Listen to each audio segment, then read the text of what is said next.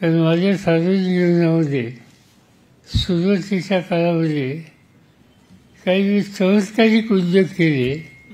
त्याचा एक उद्योग असा होता की एक वृत्तपत्र काढलं. त्या वृत्तपत्राचं नाव होतं नेता. त्याचे फार अंक निघाले, पुन्हा काही निघाले.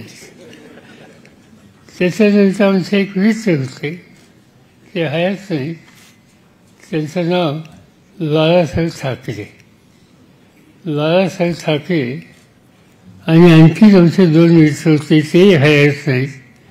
त्यांचं नाव होतं V.K. देसाई आणि तिसऱ्यांचं नाव होतं शशी शेखर वेदक. शशी शेखर वेदक हे आयुष्याचा बराच काळ त्यांनी इंग्लंडमध्ये घालवला होता आणि इंग्लंडमधली लेबर फाशी जी आहे त्या लेबर फाशीमध्ये ते काम करत असत आणि हे दोघेही परत आले. आणि एक दिवशी आम्ही बाळासाहेबांच्या घरी बसलो असताना मी, शशी शेखर वेदक, V.K. देसाई आणि बाळासाहेब आमची चर्चा झाली की आपण एक वृत्तपत्र क्षेत्रात जाऊया, मासिक काढूया. अमेरिकेमध्ये टाईम नावाचं मासिक निघतं.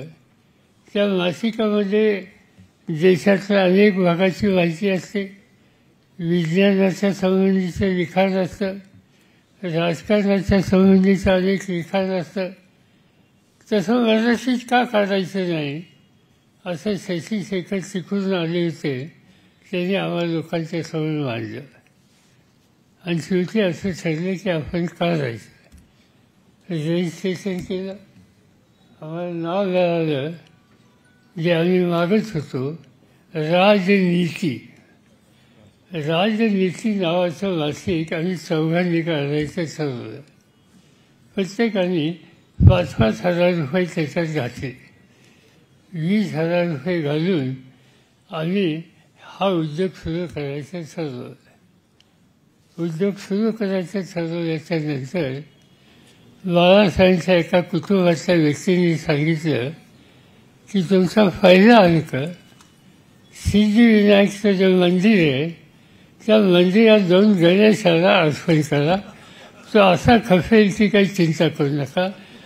तो अंक स्वादून सुद्धा दिसणार नाही, असा खपेल.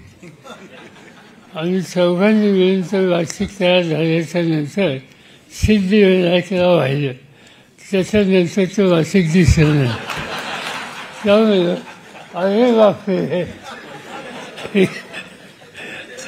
हे जर कोणी म्हणलं असेल त्याचा साक्षात अनुभव हा माझ्यासारखा आहे आणि म्हणून त्याचा उल्लेख या ठिकाणी मी केला.